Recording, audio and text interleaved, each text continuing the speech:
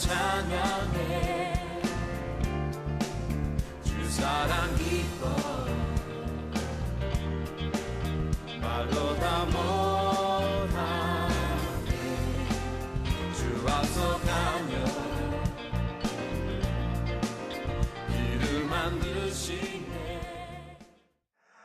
지난 월요일 저녁이었습니다. 최근 방학을 맞이하여서 극장가에 가족을 위한 영화가 많이 개봉이 되었더군요. 그래서 간만에 월요일 저녁 시간이 되어서 우리 자녀 아이들과 아내에게 영화를 같이 보러 가자 그렇게 제안을 했습니다. 근데 전부 바쁘다는 거예요. 딸은 학원 가야 돼. 아들은 자전거 타는 약속이 있어.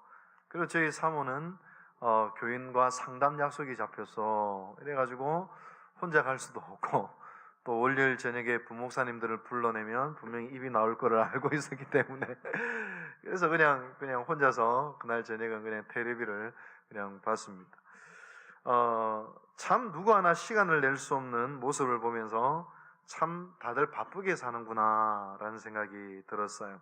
오늘 현대인들은 직장 생활만 하는 사람들만 바쁜 것이 아니라 아이들은 아이들대로 스케줄이 빡빡하고 또 주부는 주부들대로 또 만남들이 가득 있고 또 백수는 백수대로 과로사를 한다고 그렇게 한다고 합니다.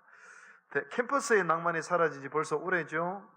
취직을 위해서 또 편입을 위해서 대학교 1학년 때부터 쉴 새 없이 어딘가 공부를 하기 위해서 아이들도 다닙니다. 심지어 초등학생 자녀들과 약속을 잡으려 하더라도 미리 약속을 정하지 않으면 만날 수가 없습니다. 이렇게 바쁜 현대인들에게 나태는 적합치 않은 것처럼 보입니다. 오히려 너무 많은 사람들이 일 중독에 가까울 정도로 열심히 살고 있어서 오히려 느리게 살기 운동을 벌려야 하는 그런 현실입니다. 그런데도 기독교 전통은 오래전부터 나태를 7가지 대죄 중에 한 가지로 정한 이유는 무엇일까요? 나태는 어떤 죄이고 오늘날 현대인들에게도 나태의 죄는 유효할까요? 그렇다면 나태의 죄를 넘어설 수 있는 방법은 무엇일까요? 바로 이러한 질문들에 대한 답을 오늘 설교를 통해서 하려고 합니다. 우선 나태의 죄가 어떤 죄인지부터 살펴보십시다. 3가지로 이야기할 수 있는데 첫째, 나태의 죄는 사랑하지 않는 죄입니다. 나태를 신약 성경에 쓰여진 헬라어로 보면 아케디아라고 하는데 아는 없다라는 의미이고 케디아는 관심이라는 뜻입니다. 합치면 관심 없다라는 것입니다. 이 원어적인 의미를 가지고 세이어즈라는 사람은 이렇게 나태를 정의를 내렸습니다. 아무것도 신경 쓰지 않고 아무것도 추구하지 않고 아무도 사랑하지 않고 아무도 미워하지 않고 무언가를 위하여 살아야 할 것도 없고 죽어야 할 이유도 없는 그냥 살아있는 죄. 관심 없습니다. 7가지 대죄 중에 6가지 죄는 무언가를 행해서 발생하는 죄인 반면에 나태는 아무것도 행하지 않는 죄입니다. 마땅히 감당해야 될 의무를 행하지 아니하고 예수의 제자라면 마땅히 감당해야 될 사명도 행하지 아니하고 마땅히 해야 될 하나님에 대한 사랑과 이웃에 대한 사랑과 어떠한 선도 행하지 않는 관심 없는 죄. 그것이 바로 나태라는 죄입니다. 나태와 반대되는 근면을 뜻하는 영어 단어가 딜리전스인데 그 어원은 사랑하다라는 의미를 가지고 있다고 합니다. 근면함이 사랑함에서 나오는 거예요. 이해가 되었습니다. 우리 청년들이 사랑에 빠지면 제 아무리 게으른 청년도 아침부터 일찍 일어나 목욕 제기를 하고 옷을 깨끗이 빨아서 다려입고 데이트 코스와 맛집을 부지런히 조사를 해서 데이트에 임하지 않습니까? 사랑에서 근면함이 나오고 사랑에서 창조성이 나오고 사랑에서 아이디어가 나오고 저도 데이트를 할 때 보니까 사랑에서 어디 그렇게 멋진 말들이, 시적인 언어가 나오는지요. 사랑에서 창조성이 나오고, 사랑에서 관심이 나오고, 사랑하면서 모든 부지런함이 나오는 것을 볼 수가 있습니다. 우리 교회 구태현 장로님께서 회사를 운영하시다 보니 많은 직원들을 또 채용하고 또 같이 일하면서 겪은 그 에피소드를 예화로서 말씀을 해 주셨습니다. 화분 받침을 하나 사오너라 라고 지시를 하면 어떤 직원은 까마득히 까먹고 있는 직원이 있대요. 몇 번 이야기하다 까먹고 있고, 또 어떤 직원은 한참 뒤에 뭔가를 사오긴 사와야 되는데 동그란 화분 받침대가 아니라 네모난 화분 받침 엉뚱한 걸 사오는 직원이 있고, 또 어떤 직원은 다행히 제때에 동그란 화분 받침대를 여기 있습니다 하고 던져놓고 가는 직원이 있는 반면에, 최고의 직원은 제때 동그란 화분 받침대를 가져와서 어디에 받쳐 놓을까요 하면서 그 화분을 화분 밑에다 받쳐 놓는 직원이 최고의 직원이다, 그렇게 말씀을 하신 기억이 있습니다. 어떻게 그것이 가능할까요? 자기의 일을 사랑하면, 우리 회사 사장님을 사랑하면, 우리 회사를 사랑하면 그 사랑함 속에서 무엇이 필요한지가 다 보이는 거죠. 사랑하면 다 보이는 것입니다. 필요가 보이고 부족함이 보이고 창조적으로 적극적으로 빈틈없이 할 수 있는 그 힘이 사랑에서 다 나오더라라는 것입니다. 나태는 사랑하지 않는 데서부터 출발합니다. 겉으로는 부지런히 움직이는 것 같고 뭔가 열심히 일하는 것 같지만 그 내면을 보면 기계적으로 움직이고 마지못해서 움직이는 것이기에 여러 가지 빈틈과 구멍과 사고가 생겨날 수밖에 없는 것입니다. 그 이유는 사랑하지 않기 때문이죠. 그래서 중세의 신학과 철학의 대결을 놓았던 토마스 아퀴나스는 나태에 대해서 이렇게 강하게 경고했습니다. 나태가 용서받기 힘든 대죄인 이유는 사랑을 거스리는 죄이기 때문이다. 나태하면 하나님을 앙망하고 이웃을 사랑하는 데 소홀해질 뿐만 아니라 하나님과 점점 멀어져 마침내 하나님의 자비와 사랑에서 끊어지고 만다라고 경고를 하는 것입니다. 나태는 사랑하지 않는 데서 나오는 죄입니다. 둘째, 나태는 파괴적인 미루기를 하는 속성이 있습니다. 한국 기독교계의 존경받는 원로였던 고 김준곤 목사님께서 예수 칼럼이란 책에서 내일막이란 이야기를 하셨습니다. 마귀들이 하나의 에피소드니까요, 이야기니까요, 마귀들이 어떻게 하면 그리스도인들을 잘 무너뜨릴까라는 회의를 하기 시작했습니다. 젊은 마귀들은 죽여봅시다, 고통을 줘보십시다, 어려움을 안겨줘 보십시다, 그렇게 여러 가지 의견들이 있었으나 노련하고 늙은 한 마귀가 제안하기를 다음과 같이 인간에게 속삭이면 인간은 반드시 파멸한다는 것입니다. 그 속삭임이 뭐냐? 열심히 예배드려라, 열심히 전도해라, 열심히 기도하고 열심히 봉사해라, 그러나 내일부터 해라, 그런 속삭임을 준다는 것입니다. 그렇지요. 우리 안에 있는 신앙의 질병 중에 하나는 너무나 멋진 생각도 가지고 있고 너무나 멋진 의도도 있고 너무나 멋진 주장도 펼치지만 그러나 내가 행하지 않는다는 것입니다. 내가 진리를 알고 진리를 말하는 것으로 진리를 행하고 있다는 착각토록 하는 것이 마귀의 전략이요 심각한 영혼의 질병인 것입니다. 단테는 그의 신곡에서 요녹에 있는 나태의 죄를 범한 자들의 특징은 늘 선한 의도를 가지고 있었지만 단 한 번도 실행하지 못한 채 인생을 마친 자들이라. 회개하는 것조차 내일로 미루다가 마침내 죽음을 맛본 자들이다. 그렇게 설명을 하는 것입니다. 나태는 파괴적인 미루기를 하는 현상들, 그런 증상들이 있다는 것이죠. 셋째는 나태는 자기 연민에 빠지게 한다는 것입니다. 구약시대에 가장 위대하고도 놀라운 기적을 행했던 선지자는 뭐니 해도 엘리야일 것입니다. 엘리야는 갈멜산에서 바알과 아세라 선지자 850명과 대결하여 하나님이 참신이심을 증명하고 그들을 쳐 죽이는 대단한 승리를 거둡니다. 그런데 그 다음날 이세벨 왕비가 엘리야를 죽이겠다는 그 여자의 말 한마디 때문에 그의 온 존재가 녹아져서 브엘세바 광야로 도망을 가 로뎀 나무 밑에서 주저앉아 버립니다. 어떤 열정도 어떤 생기도 찾아볼 수 없이 영적인 허탈감과 자기 연민 속에서 하나님께 원망을 올려드립니다. 북이스라엘에 저처럼 하나님을 경외하는 자가 아무도 없습니다. 저뿐입니다. 그런데 실제는 어떻습니까? 하나님이 엘리야에게 말씀하시죠. 아니다. 바알에게 무릎을 꿇지 않는 신실한 사람 7,000명이 있다.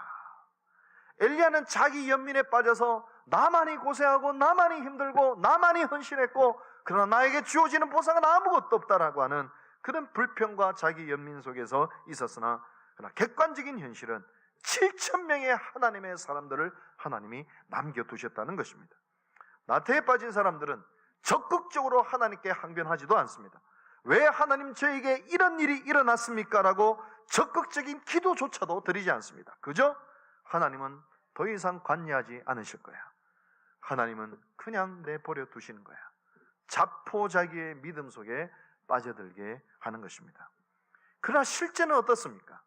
모든 소망이 사라졌다 생각될 때에도 하나님은 7,000명을 남겨주셨을 뿐만 아니라 그 속에서 새로운 역사를 이루시는 분이십니다. 자기 실패와 자기 연민에 빠진 사람들은 그 객관적인 사항조차 보지 않습니다. 캐슬린 노리스라고 하는 작가는 나태에 대해서 이렇게 정의를 내리지요. 황무한 곳에라도 거기에 반드시 존재하시는 하나님의 놀라운 은혜를 바라고 찾기를 거부하는 것이다. 여러분 혹시 우리가 이렇게 이야기한 적은 없습니까? 이게 무슨 소용이 있어? 뭐를 하더라도 안 될 거야. 다 해봤지만 안 돼. 하나님조차 포기하신 거야. 그거 다 해봤지만 되지 않아. 이 모든 것이 영적인 나태함에 빠진 사람들에게 들려오는 마귀의 유혹입니다. 어떻게 목사님 그렇게 잘 아시죠? 다 경험해봤지 않습니까? 소망이 하나님을 바라야 돼. 황무지 속에서도 반드시 존재하시고 우리를 사랑하셔서 구원의 역사를 일으키시는 하나님을 바라보고 로뎀 나무 아래 주저앉은 자리에서 일어나라고 말씀하시는 것입니다. 오늘 본문은 달란트 비유이죠. 주인이 한 달란트 맡긴 자에게 악하고 게으른 종이라고 책망합니다. 왜 그렇습니까? 주인이 부탁한 사명을 사랑하지 않았습니다. 주인을 사랑했으면 무엇이라고 했을 것입니다. 은행에 맡겨서 이자라도 받았을 것입니다. 최소한의 노력과 최소한의 열정과 최소한의 수고와 최소한의 책임조차도 망가하고 관심 없음의 태도를 유지했습니다. 그리고 땅에 파묻어 버렸습니다. 그러한 나태에 대하여 주인은 꾸짖고 있는 것입니다. 어떻게 하면 이 나태의 죄를 우리가 이겨낼 수가 있을까요? 무엇보다도 첫째는 우리 안에 소명을 발견하는 것입니다. 내가 숨을 쉬어야 될 이유, 내가 오늘 아침에 눈을 떠야 할 이유, 내가 살아야 할 이유, 하나님이 나에게 주신 인생의 목적과 의미와 소명을 발견하는 것이 너무너무 중요합니다. 매튜 폭스라는 신학자가 이런 말을 했습니다. 나태를 치유하는 처방은 단순히 부지런해지라는 결심만으로 되는 게 아니야. 나태의 가장 적절하고 유일한 처방은 당신 안에 있는 불꽃을 발견하는 것이다. 이 불꽃이 무엇입니까? 내가 숨을 쉬어야 하는 이유예요. 내가 오늘도 눈을 떠야 하는 이유예요. 하나님이 나에게 생명을 주신 이유예요. 하나님께서 내가 이 땅에 태어나게 하신 이유예요. 그 이유, 그 소명을 발견하는 것, 그것이 바로 불꽃이 일어나는 순간입니다. 여러분, 우리의 불꽃은 사실 잠시 잠깐 사라지는 불꽃이 아닙니다. 그저 좀 편하고 높아지고 돈 많이 벌고 풍족한 삶을 사는 그런 불꽃이 아닙니다. 그런 불꽃은 금방 사라지고 금방 또 다른 나태와 또 다른 공허와 허무가 찾아올 수밖에 없는 그런 불꽃입니다. 하나님의 불꽃, 내가 숨을 쉬어야 될 일평생 붙들어야 될 불꽃, 보다 더 의미 있는 도덕적이고 높은 의미와 가치를 가진 불꽃, 하나님이 부여하신 소명의 불꽃입니다. 조금 돈이 없어도, 누가 인정해 주지 않아도, 좀 힘들어도 어려워도 붙들 수 있는 소명이요 불꽃입니다. 당회 안에 들어가 보면요 참 재미있습니다. 우리 당회원들과 이런저런 논의를 하다 보면 어떤 장로님은 한 요원을 살리는 일이면 눈에 불꽃이 파닥파닥 튀는 분이 계세요. 어떤 장로님은 선교 이야기만 나오면 눈에 불꽃이 타닥타닥 튀시는 장로님이 계시고요. 또 어떤 장로님은 교육에 대한 거라면 눈에 불꽃이 타닥타닥 튀시는 장로님이 있습니다. 우리 교회 교육부 예산이요 다른 교회에 비해서는 엄청나게 많은 거 아십니까? 그리고 우리 교회 규모에서 각 부서의 사역자들이 하나 다 있잖아요. 다 사실은 그 장로님의 불꽃 때문에 이루어진 일입니다. 목사는 목회할 때 불꽃이 튀는 것이죠. 설교 부탁하면 불꽃이 튀고, 신방 요청하면 불꽃이 튀고, 여러분 그 불꽃이 튀는 것입니다. 직장인들은 자신의 직업을 통한 소명을 발견하면 불꽃이 튀는 것입니다. 어떤 미국 펜타곤에서 일하는 흑인 청소부가 청소부에게 오바마 대통령이 이렇게 질문을 했다고 하죠. 당신은 여기서 어떤 일을 합니까? 저는 미국 국방을 방위하는 일을 하고 있습니다. 자기 사명이에요. 자그마한 일을 하더라도, 비록 사람들이 볼 때는 미미한 일을 하더라도 이것이 자기의 소명이 되어지니 불꽃이 튀는 것이죠.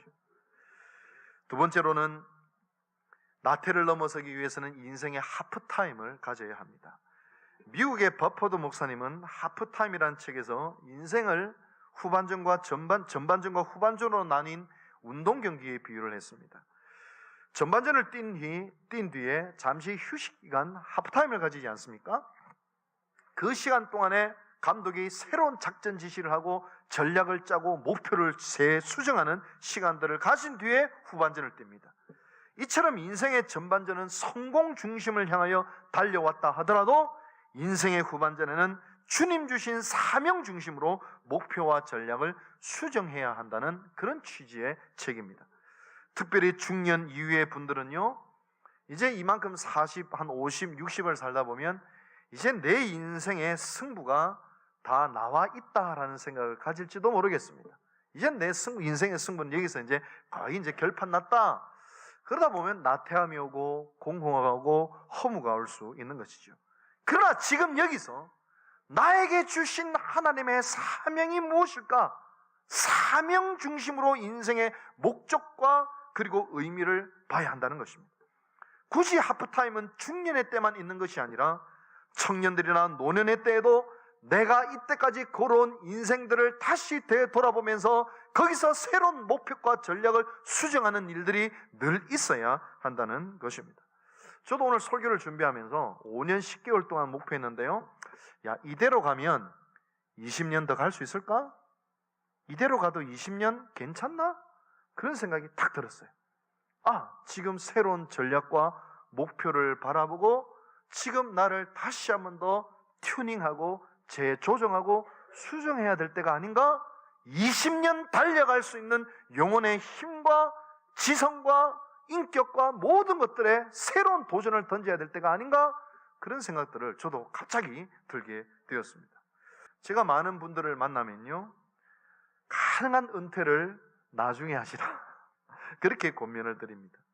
그리고 앞으로 평균 수명이 90세, 100세 시대를 생각하면서 오늘을 살고 내일을 준비하라 권면을 해드립니다. 제가요, 목회를 하면서 죄송합니다만 제일 듣기 싫은 이야기가 어떤 이야기인지 아세요? 젊은 사람들이 해 이런 이야기입니다. 그러면 연세 드신 분들은 청날만 기다리고 세월을 호송하면서 가만히 기다리기만 해야 되는 겁니까? 아니에요. 교회 법으로는 은퇴가 있고 교회 법으로는 내가 맡은 자리에서 내려와야 될 때가 있지만 전도하는 사명, 사랑하는 사명, 기도하는 사명, 헌신하는 사명, 성도들을 돌보는 사명, 중보하는 사명은 하늘나라 가기 전까지 사실은 우리가 해야 할 사명인 것입니다. 마지막으로 일상의 위대한 습관을 회복해야 합니다. 제가 요즘 민수기 21장 말씀에 새벽기도 때 너무 큰 은혜를 받아서 신방 갈 때마다 민수기 21장을 가지고 설교를 합니다. 몇 주 전 주일 설교 때도 말씀을 드린 적이 있죠. 이스라엘 백성들이 40년 광야 생활 속에서 한 것이라고는 진을 치고 떠나고 진을 치고 떠나고 진을 치고 떠나고 밖에 한 게 옷이 없습니다. 그런데 놀라운 것은 40년 뒤에 가나안 땅 입구에 서 있습니다. 여러분, 우리가 하루하루 드리는 새벽기도, 매주 드리는 주일 예배 봉사, 뭐 한 번 안 하고 한 번 하고 무슨 의미가 있겠습니까? 그러나 일평생 새벽기도를 드리고 일평생 주님의 영광을 위해서 살아온 인생과 일평생 자기의 욕망과 야망을 위해서 산 인생이 서 있는 곳이 달라질 것이라는 것입니다. 매일매일 우리가 가져야 될 우선적인 위대한 습관은 무엇이냐? 육체를 위하여 땀을 흘리고 운동하고 일하는 습관을 또한 가져야 합니다. 여러분, 이것은요, 저의 말이 아니라 초대교회 위대한 영성가들의 말입니다. 요한 카시아누스라고 하는 사막의 수도사는 이렇게 이야기를 합니다. 몸과 마음이 느슨해진 사람들을 향하여서 육체적인 노동이 좋은 치유책이 된다 말했습니다. 사도 바울 역시 나태의 유혹 속에 있는 데살로니가 교인들을 향하여 이렇게 권면을 합니다. 또 너에게 명한 것 같이 조용히 자기를 하고 너희 손으로, 제가 한마디 붙이면 땀을 흘려 일을 하라, 그렇게 권면을 합니다. 정말 그렇습니다. 몸의 게으름과 정신의 게으름과 또 혼의 게으름은 같이 가더라고요. 저 역시도 최근에 몸이 깨어나는 것을 통하여 영혼과 정신이 깨어나는 경험을 지금 하고 있습니다. 사도들은 나태의 치료를 위하여 땀을 흘려라, 육체의 노동을 하라, 일을 하라. 땀을 흘리는 육체의 일상, 이것이 거룩한 경건의 일상이다라고 사도들은, 그리고 또 초대교회 교부들은 이야기하고 있는 것입니다. 뿐만 아닙니다. 내 영혼을 위하여 경건한 일상의 습관을 만들라고 합니다. 그렇지 않으면 건강한 육체로 죄 지을 일밖에 없습니다. 경건한 일상을 만들지 않으면 욕망의 일상을 만들 수밖에 없습니다. 예배 드려야 될 시간에 예배를 드리지 않고 기도하고, 그리고 성도들 간에 교제를 나눠야 될 시간에 그 교제와 기도를 드리지 않는 분들이 보다 더 의미 있고 창조적인 일에 투신하는 분도 간혹 계시지만 대부분 나의 육체의 욕망과 즐거움을 채우기 위하여 허송하는 세월일 뿐인 것을 보게 됩니다. 내 일상을 무엇으로 채우느냐에 따라 내가 서 있는 곳이 달라지게 되는 것입니다. 제가 좀 중요한 이야기를 하려고 하는데요, 갑자기 제가 몇 년 전에 설교했던 내용이 생각났습니다. 사람의 영혼이 어두운 밤이 찾아올 때가 있어요. 내 영혼이 침체가 올 때가 있어요. 갑작스럽게 이유도 알지 못하는 영적인 침체와 또 나태함과 때로는 영혼의 어둠이 올 때가 있습니다. 그때 주의해야 될 것은 인생의 중요한 결정을 절대 하면 안 됩니다. 언제 인생의 중요한 결정을 해야 되느냐? 내 영혼이 건강할 때, 내 영혼이 충만할 때 중요한 결정을 그때 내려야 하는 것입니다. 근데 보통 성도들을 보면 막 상처받고 뭐 인생에 문제가 생기고 어려움이 생기고 절망하고 어둠이 찾아올 때 그때 희한하게 중요한 결정을 딱 내려버리더라고요. 거기서부터 많은 문제가 발생하더라고요. 그래서 수많은 영적인 지도자들은 이야기합니다. 영혼의 어둠의 때, 영적인 침체 때 가만히 있어라, 움직이지 마라. 그리고 자신의 일상의 생활을 계속해서 드려라, 그렇게 강하게 경고하고 있는 것을 보게 됩니다. 일상성의 위대함이에요. 마귀의 속삭임은 오늘 우리가 공부하고 있는 7가지 죄악을 행하면 행복하다고 부추깁니다. 마귀는요, 교만하여 너를 높이면 행복할 거야, 시기하여 누군가를 끌어내면 네가 높아질 거야, 분노를 마음껏 터뜨리면 시원할 거야, 나태하고 탐식하고 탐욕하고 정욕 가운데 있으면 짜릿한 행복이 주어질 거야 라고 속삭입니다. 마귀는 이 7가지 대죄를 통하여 잠깐의 말초적인 행복을 던져주고 영혼의 참된 기쁨과 만족과 생기를 앗아가 버립니다. 참된 행복은 어떻게 오는 것일까요? 이 7가지 죄악의 뿌리를 뽑고 하나님을 향하여 나아갈 때 비로소 주어지는 선물입니다. 사랑하는 성도 여러분, 내가 오늘도 숨을 쉬고 오늘도 살아야 될 내 영혼의 불꽃을 나에게 달라고 기도하며 나아가시길 바랍니다. 오늘도 내 인생의 하프타임을 정하여서 앞으로 내가 살아야 될 인생의 방향과 목적을 재수정하시는 시간들을 진지하게 가지시기를 바랍니다. 일상의 경건한 위대한 습관으로 나태를 넘어 열정으로 나아가시는 여러분 되시기를 축원합니다. 바로 거기에 인생의 참된 행복의 길이 있습니다. 생명의 말씀으로 나를 채우사 주의 길 예비케 하소서. 성령의 능력으로 기름 부으사 진리를 선포하게 하소서.